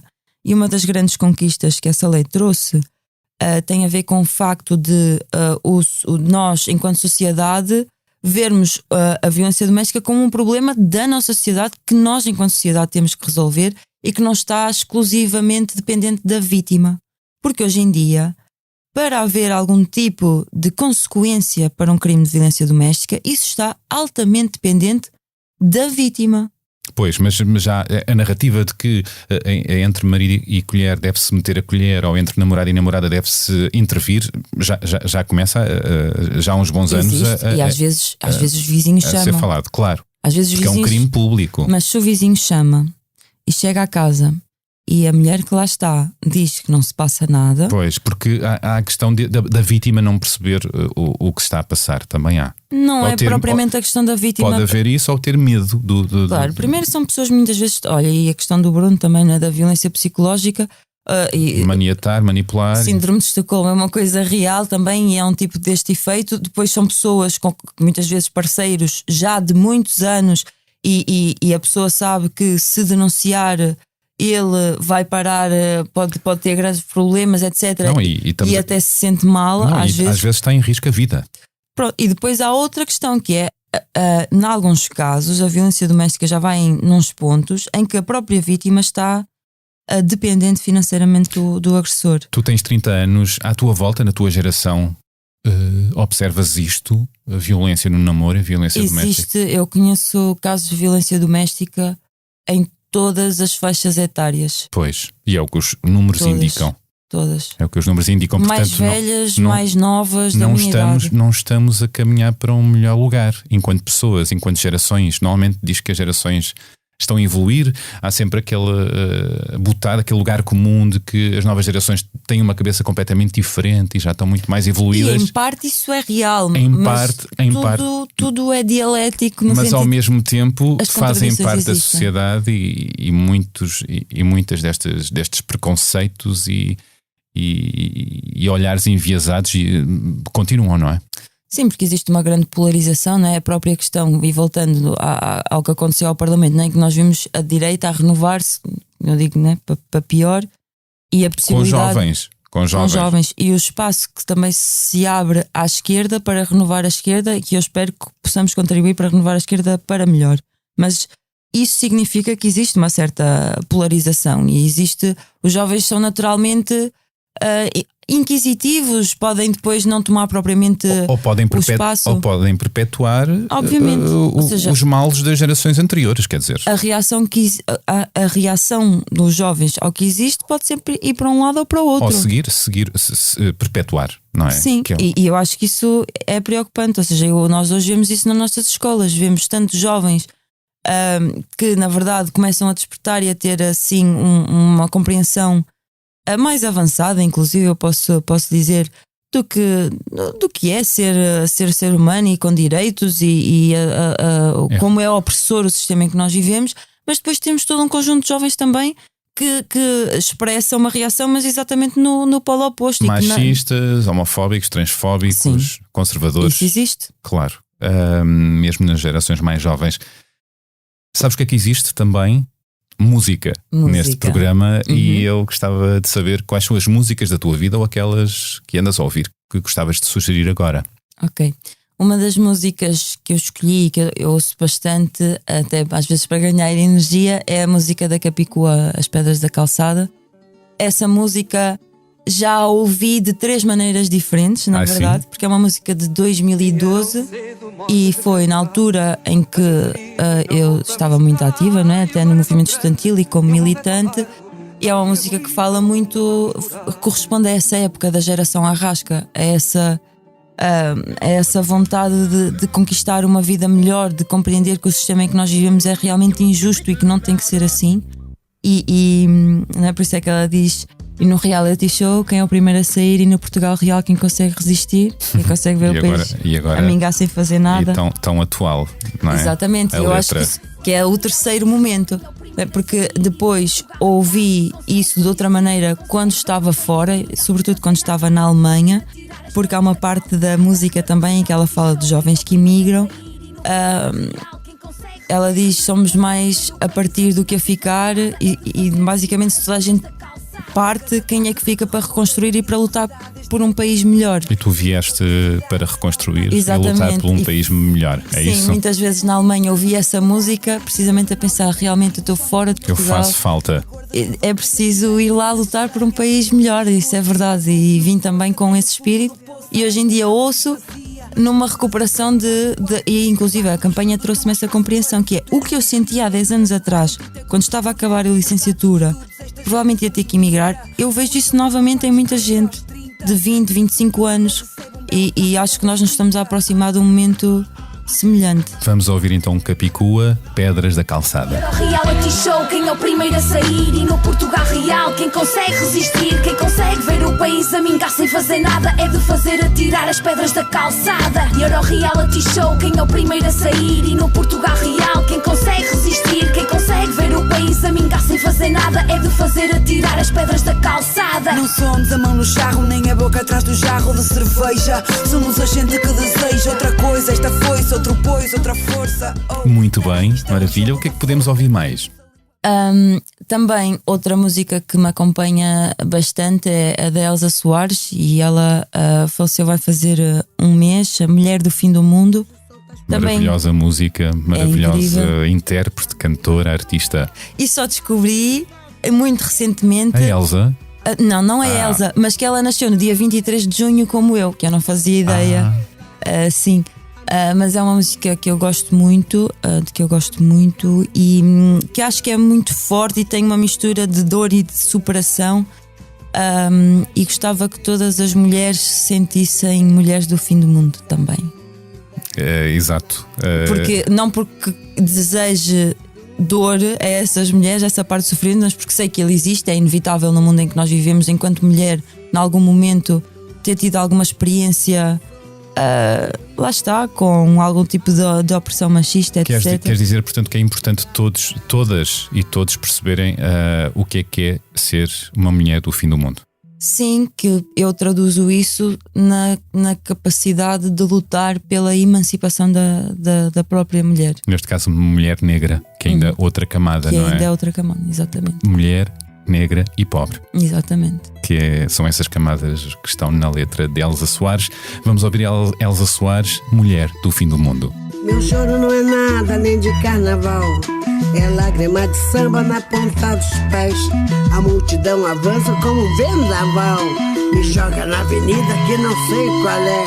Pirata e super-homem cantam o calor, um peixe amarelo beija minha mão.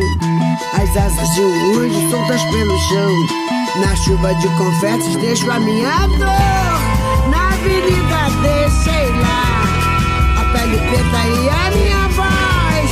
Na avenida deixei lá. Muito boa escolha. E mais? E a terceira música que eu escolhi, eu agora já estou perdida. Brigada da Foice. Foi a Brigada da Foice, ainda bem que deixei esta para o fim.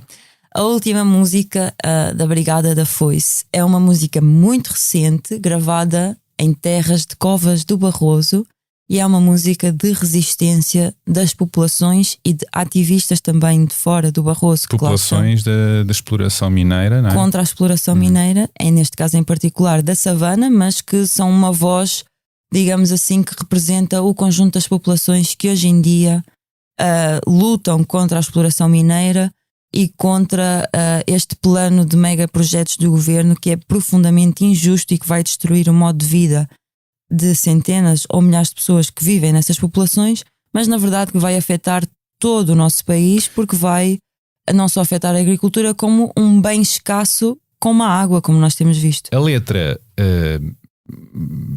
gostava que tu me explicasses como é que a interpretas, porque diz o seguinte, nomeadamente: vou para a rua de Gadanho porque tenho de lutar, brigada da foice, a hora é de morrer ou de matar. Isto é o quê? O que é que isto quer dizer? É a urgência de explicar que estas pessoas vão ficar sem casa, sem trabalho, é vida ou morte, sem local para viver. Ou seja, no sítio onde querem fazer o Barroso, não é uma mina, são 22 ao longo da serra toda. Significa viver ao lado de uma mina a céu aberto em que há 700 toneladas de explosivos a arrebentarem todos os dias. Significa poeira que é tóxica e muitas vezes, em alguns casos, radioativa, a ser levantada, porque é uma mina a céu aberto, não é por baixo, e a ser espalhada por todos aqueles campos. Não há pastorícia, não há apicultura, não há agricultura que sobreviva a isso. Isto é metafórico, morrer ou matar? Isso é preciso também conversar com as populações, e eu acho que isso é essencial. Mas o que estas populações... Porque às vezes estamos a falar de política, estou a falar com uma mulher política, claro. As palavras têm peso e sabemos qual é a narrativa muitas vezes de certos partidos, também criticados por ti. Portanto, não importa desmontar estas frases extremas? Eu acho que é importante compreender o que estas pessoas nos estão a dizer. E desmontar estas frases que podem incitar o ódio. Eu não considero... É hora de morrer ou de matar. Sim, ou seja, primeiro estamos num domínio do literário, não é? É uma música de uma canção, e é uma canção também ela com muita dor e com muita preocupação. É que eu já ouvi muita gente de sítios diferentes, não só do Barroso, mas da Serra d'Arga, da Argemela, ou seja, nós realmente tivemos muito contacto com estas pessoas, da Borralha também, e são pessoas que estão muito preocupadas e que se sentem profundamente impotentes, que sentem que vão perder tudo o que pouparam para construir, vão perder, não vão ter sítio para onde ir, vai ser completamente impossível viver no sítio onde nasceram e cresceram e onde decidiram construir a sua vida, que ninguém lhes dá ouvidos, e que temos todo um discurso de que aquilo é que é o progresso para o país. E neste caso a canção é uma arma para elas. E a cantiga é uma arma, com certeza. Muito bem. E é preciso ouvir isso, ou seja, mais do que preocupar-nos. Ou seja, alguém diz, a hora é de morrer ou de matar. E nós vamos pensar assim, então, mas estas pessoas querem o quê? Andar a pegar nas sacholas e andar a matar pessoas? E não é isso. Mas também nós temos que pensar o que está colocado hoje em dia é que essas pessoas é que vão ser mortas. Pois. Porque estar sujeito a solos contaminados, a comer comida que está contaminada, a beber água que está contaminada, a respirar ar que está altamente contaminado, também com poeiras que são tóxicas e radioativas, a viver ao lado de explosivos todos os dias que racham a tua casa e a tua casa vai abaixo. Isto é que não pode ser aceito. E está nesta canção. Vamos ouvir então Brigada da Foice. Vou para a rua de Gadanho porque tenho de lutar. Brigada da Foice, a hora de morrer ou de matar. Vou para a rua de Gadanho porque tenho de lutar. Brigada da Foice, a hora de morrer ou de matar. Aquela enxada galega, naquelas mãos calejadas, já tanta terra virou, hoje grita revoltada que a injustiça do mundo não pode ser tolerada. E se a justiça está cega, faça justiça. E eu pedi-te um texto. O que é que trouxeste? Maria Teresa Horta, não é? Maria Teresa Horta também foi uma das minhas professoras do secundário. Foi? Que eu já falei que a minha professora de literatura portuguesa, a professora Alice. Olá, professora Alice, se estiver a ouvir, que eu gosto muito dela, sempre gostei. Ela era a minha professora de literatura portuguesa e trouxe-me, entre outras coisas, Maria Teresa Horta. Apresentou-te sim. a poesia e a literatura. Foi uma ótima professora, contribuiu muito para a minha, inclusive depois para a minha licenciatura, não é? E Maria Teresa Horta eu acho que é uma figura incontornável, inclusive para uma feminista, não é? Ou seja, teve um papel muito importante mesmo com a questão das cartas portuguesas e das Três Marias, e o tipo de poesia, como a Natália Correia, na verdade. Também a ousadia da altura claro. De falar da sexualidade, do desejo feminino, não é? A emancipação feminina e da desobediência. E da desobediência, sim. Então, queres que eu leia? Quero. Ok. Sou feita de muitos nós, desobediência e meio-dia. Sou aquela que negou aquilo que os outros queriam. Disse não à minha sina de destino preparado. Recusei as ordens escusas, preferi a liberdade e vivo deste meu lado. Muito bem. Tu vives também, tens muitos nós? Tenho muitos nós e muitos nós. Tenho dois tipos de nós. Eu leio este poema, na verdade, de duas maneiras. Muitos nós no sentido de nós atados e desatados, não é? Que todos nós somos feitos de muitas contradições, das nossas experiências de vida, daquilo com que contactamos, do que nos aconteceu e que fizemos acontecer, mas também sinto e espero ser feita de muitos de nós, ou seja, muitos nós, no sentido em que já fui professora e sou trabalhadora de call center, vendedora porta a porta, trabalhadora numa loja, estudante, imigrante. São várias realidades, não é, que uma pessoa vive. Sei o que é a dificuldade em ter uma casa, por exemplo, utilizo os transportes públicos, ou seja, sou muitos nós, no sentido da forma como eu me construí, e que isso faz parte de toda a gente, de ser esse atar e desatar de experiências. E és uma voz para desatar nós nesta sociedade? Espero bem que sim. É? Espero. Ainda há muitos para desatar. Há muitos, sim, com certeza. E é um trabalho cansativo, inclusive, mas quem luta por gosto acho que não cansa. E há o direito a cansar também, mas depois, desde que se possa respirar fundo e continuar, que foi o que eu também já fiz na minha vida, não é?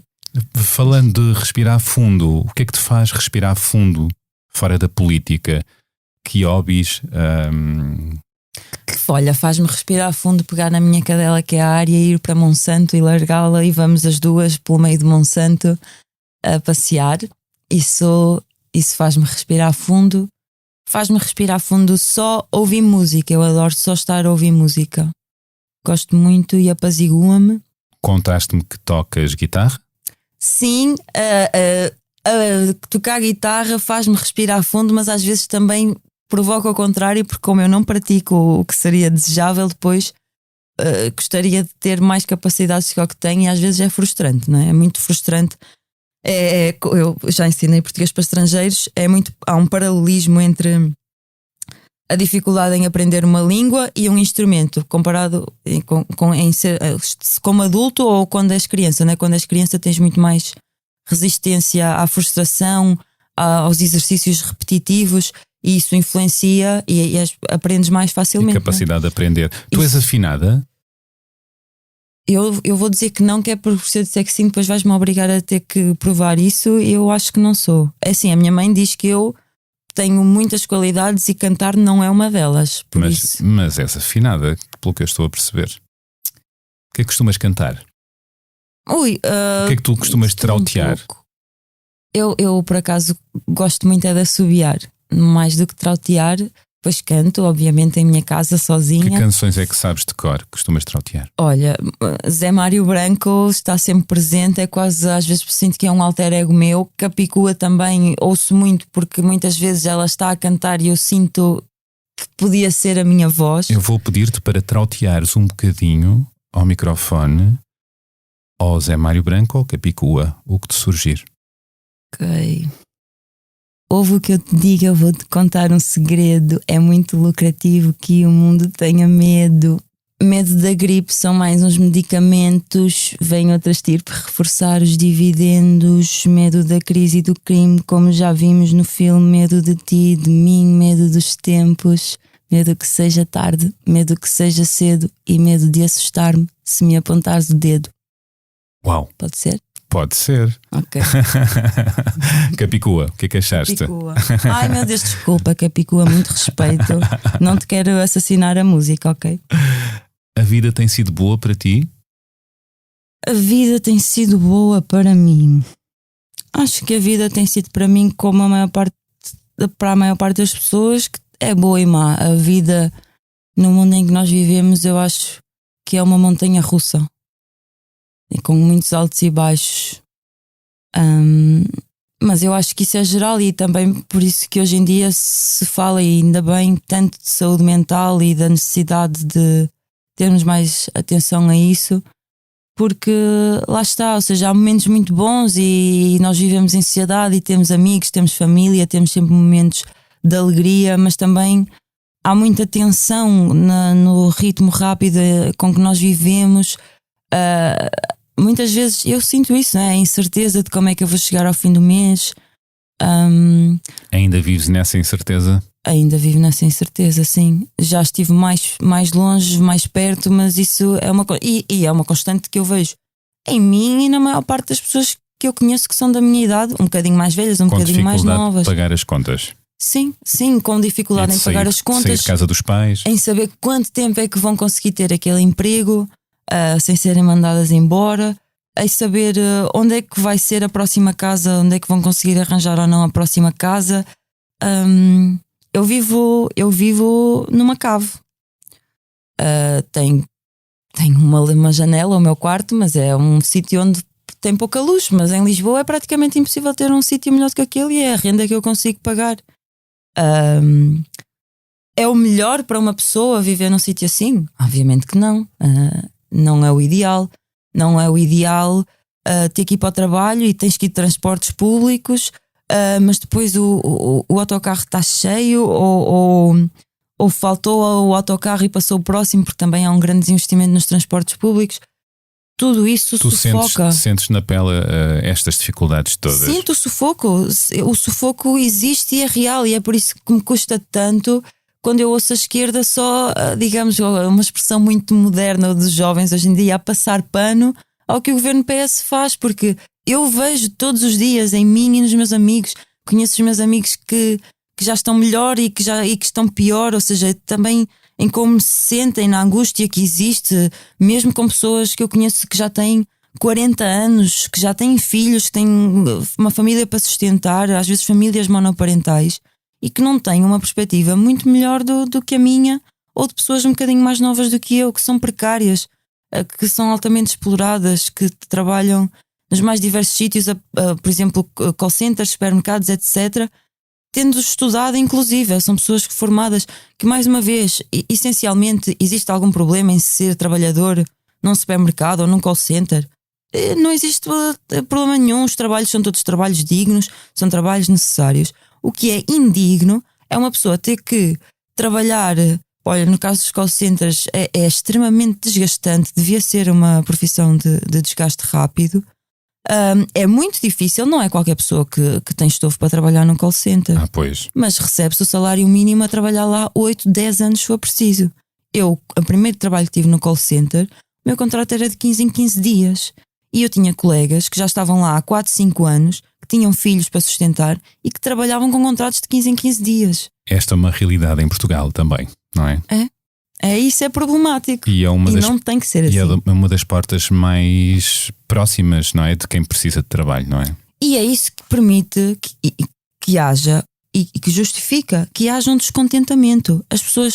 Uma pessoa só vai procurar uma solução alternativa ou extrema, por exemplo, na extrema-direita, quando sente que o que existe não lhe está a dar resposta minimamente. Mesmo se analisarmos os votos que o PS ganhou para ter a maioria absoluta e todos os votos que a esquerda perdeu, mesmo os votos perdidos pelo Bloco, PCP, PEV, ou seja, CDU, PAN, MRPP, LIVRE, etc. LIVRE não, que o LIVRE está fora disto, o RIR. Esses votos todos não chegam para justificar os votos que foram para o PS, sendo que o PS com certeza terá recebido alguns votos da direita também. Ou seja, esse descontentamento vai para algum lado. Vai para a extrema-direita. Porquê? Porque infelizmente, apesar de ser trauliteira, populista, manipuladora, de falar de coisas numa rama completamente superficial e depois usar isso como espantalho, mas não dar respostas de fundo, que na verdade as respostas que dá ajudam a manter as coisas exatamente como elas estão. A questão é, esse descontentamento existe e é canalizado pela extrema-direita por algum motivo. E a única forma de impedir isso é dar respostas de fundo às pessoas.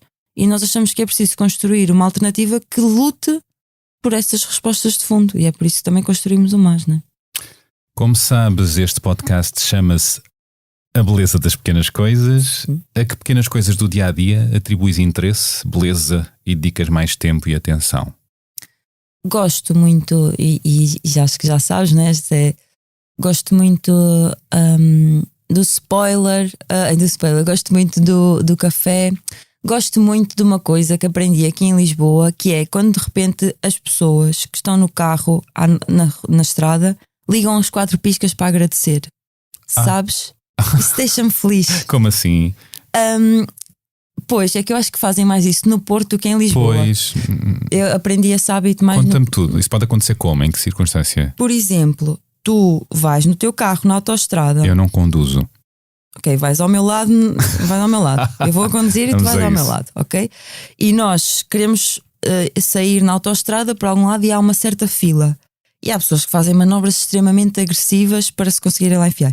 Mas há pessoas que de repente te deixam entrar. Uau! E quando as pessoas te deixam entrar, o que tu fazes é ligas os 4 piscas para dizer obrigado à pessoa que te deixou entrar. É verdade? Sim, eu faço isso porque aprendi isso no Porto. Aqui nem tanta gente faz. Nem sei se as pessoas percebem isso quando é eu faço giro. isso. Mas quando eu vejo uma pessoa a fazer isso, É que está a agradecer. eu fico felicíssima. Acho lindo. E mais? Acho muito bonito. Cheiro de livros. Cheiro de livro. Muito bom, mas isso é normal. E mesmo a rugosidade do jornal ou o Expresso, por acaso, tem uma rugosidade muito boa. Ai, que bom a gramagem do papel, eu gosto. Espero que... É diferente pegar num jornal do que pegar num livro, né? Tem outra... Também gosto. E o próprio cheiro é diferente também. Algum cheiro de livro que anda mais perto de ti agora? Algum livro que estejas a ler?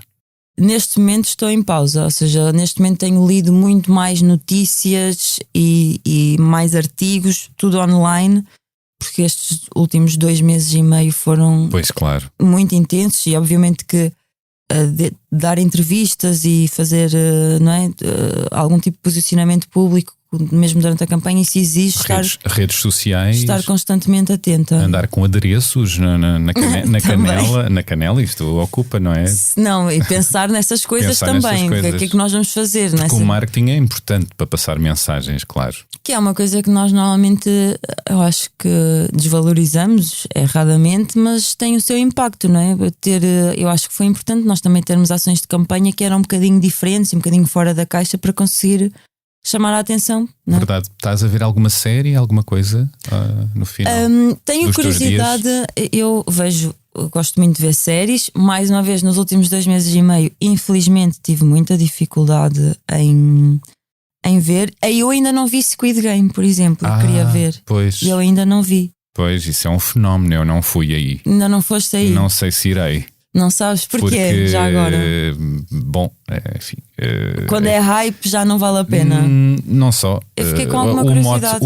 O mote da série não me chama muito, confesso. Portanto, são pessoas, eu não sei bem, mas no fundo as pessoas que se sujeitam a serem torturadas porque poderão ganhar prémios, enfim.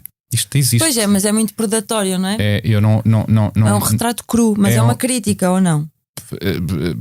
Sim, mas diria que tem um olhar cínico, tem um olhar crítico, mas pronto, também há ali entretenimento. Tu própria, enquanto espectadora, também estás a entreter-te a ver. Às vezes sofro um bocadinho com essas coisas.